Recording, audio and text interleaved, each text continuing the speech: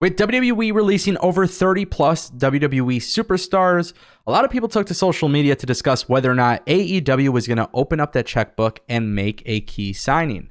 Now, we did get official confirmation that there is still, in fact, a 90-day non-compete clause. So for those who don't know, WWE puts a non-compete clause every time they release a superstar from a contract. They're not allowed to go to any competitor. And even during the pandemic, WWE thought, what the hell? We're going to keep you away from another job for 3 months, which is really shitty considering that there are other wrestling companies continuing with a show. Despite not having a crowd, they're still putting on a show, and that means WWE is keeping people from work during a global pandemic. But nonetheless, that's WWE being petty as always. The good news is these 3 potential stars could actually go to AEW and become something way bigger than what they ever were in WWE.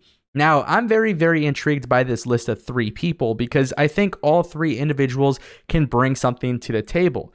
Now, me as a pro wrestling fan, I'm going to be very honest with you guys and let you know that I think AEW can probably take anybody from WWE and make them a star, truth be told. I think that could very well happen because Tony Khan and Cody Rhodes and Kenny and the Bucks, they have a very different way of presenting pro wrestling than WWE. And I just think that sort of style, really putting a focus on in-ring work and character development, I think when you really focus on both, I think you're going to do some pretty cool stuff. So, I might be a little bit biased here, but that's just genuinely how I feel. So with that being said, guys, the first name I actually want to talk about is kind of shocking. Heath Slater. Heath Slater is an individual who's been with WWE for over 14 years. And over 14 years in WWE, the biggest highlights of his career was his 2016 SmackDown Live run as tag team champions with Rhino. Personally, one of my favorite things about Heath Slater is that every time he was put in a comedic situation with WWE, he's always been able to get over and whatever the case may be. Nonetheless, Heath Slater is somebody who I think genuinely could be a top star in WWE. This is something that we were all clamoring for on social media once Drew McIntyre was actually given the world title. But WWE just didn't see anything in Heath Slater, and I think WWE's loss is a huge gain for AEW. When you look at a company like AEW, you don't want them to sign everybody from WWE. But what you want AEW to do is actually sign people who could be valuable to your brand. Heath Slater is a veteran. Heath Slater has worked for the largest pro wrestling company in the world. Not only can you get somebody who is great on camera, he's great for comedy spots, he's great for actual serious roles. Don't forget, Heath Slater could be a serious character.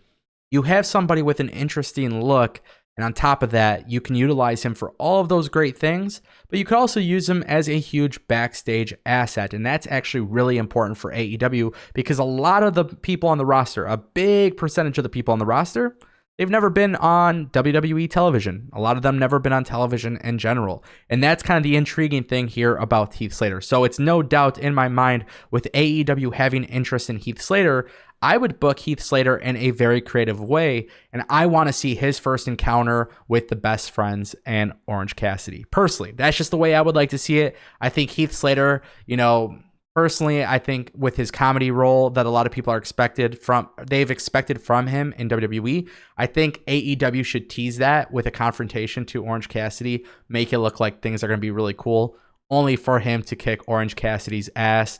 And then, deliver one hell of a promo. That's something that Heath Slater could do. Don't forget, the man's got kids. 90-day non-compete will end July 17th. So I am expecting Heath Slater at that point to be in AEW if all rumors and speculation is true. And AEW's interest in Heath Slater, I think it makes sense too. So Heath Slater is the first guy on the list. Number 2 is Rusev. Rusev actually was rumored about a year ago. I don't know if you guys remember when Rusev was off WWE television. Rusev was a guy who was actually rumored to have requested his release from WWE to join AEW. And obviously nothing really came from that rumor because Rusev was always part of a contract. Now, throughout this time, it's always been said that AEW had very high thoughts on Rusev, and they were always interested in bringing him in. Obviously, with him being on a contract, that's not something that's possible. So it doesn't shock me necessarily that AEW might be leaning towards the idea of signing Rusev to the company.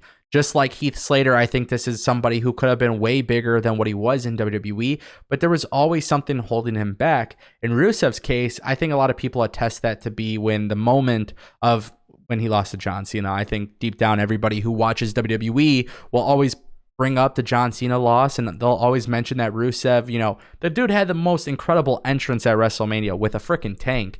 But of course, being a foreign heel, there's no way they were going to put him over John Cena. So a lot of people blame John Cena or the booking of him going against John Cena in that situation.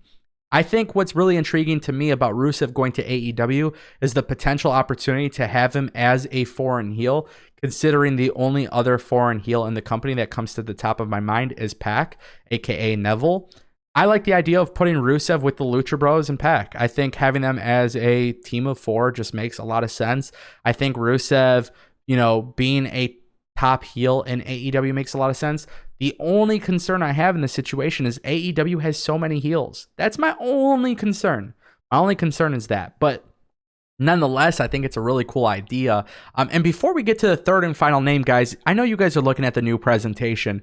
EPW Plus is my monthly subscription. So if you guys didn't know, you could become a champion on Destination Pro Wrestling. For $1 a month, you could become the 24/7 champion. Or if you guys want to up the ante and just give a couple more dollars monthly, $5 a month gets you the World Championship. And your name gets added to the videos going forward. So this is going to be the new layout going forward.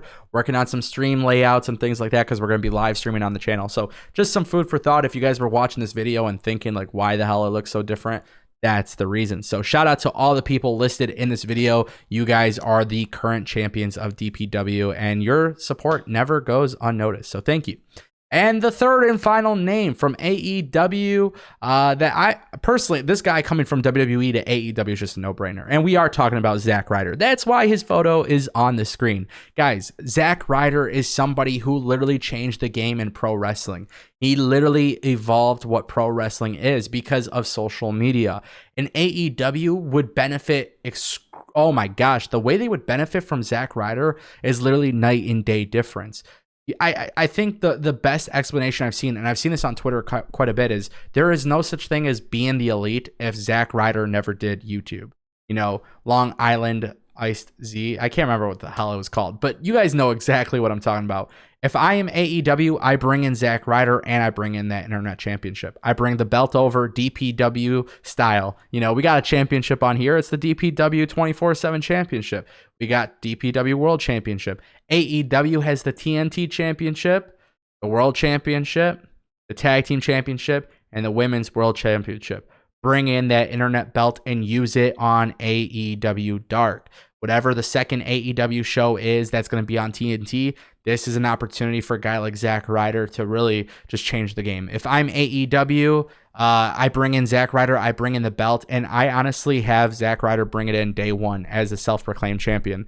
Imagine being the outsider from WWE that everybody hates because he brought his own belt over and he didn't do anything to earn it. I mean, literally, the writing is on the wall, and it's possible that AEW could pull it off because AEW has a very unique roster. So there's going to be a lot of guys who would hate the idea of Zack Ryder coming in with his own title belt. But nonetheless, that's the beauty of storytelling. The idea that AEW is interested in Zack Ryder is no secret. Obviously, Cody and Zack Ryder's history as a friendship, everybody knows kind of what's on the table. So therefore, I'm very, very intrigued by this dynamic. I think this opportunity to bring Zack Ryder just makes a lot of sense in general. And I think come July, these three names are going to be AEW bound. But I also want to mention this because it is so incredibly important. With AEW, there's been rumors that they may sign other people from this list of released superstars, but they only may do paid appearances.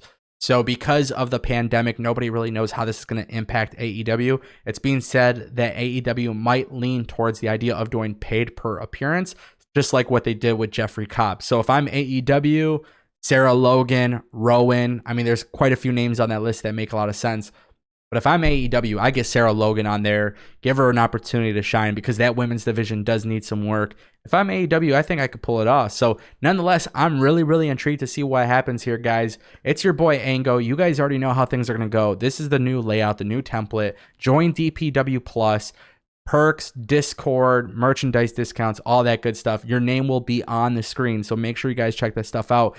And we have a Facebook page. We have all this stuff. If you guys want to donate to the channel, all these links are in the description. All right, guys, for more pro wrestling news, information, whatever kind of content we're coming up with, we got live streams coming. We got a whole bunch of shit happening on the channel. Make sure you guys stay subscribed, ring the bell, and I'll see you guys next time.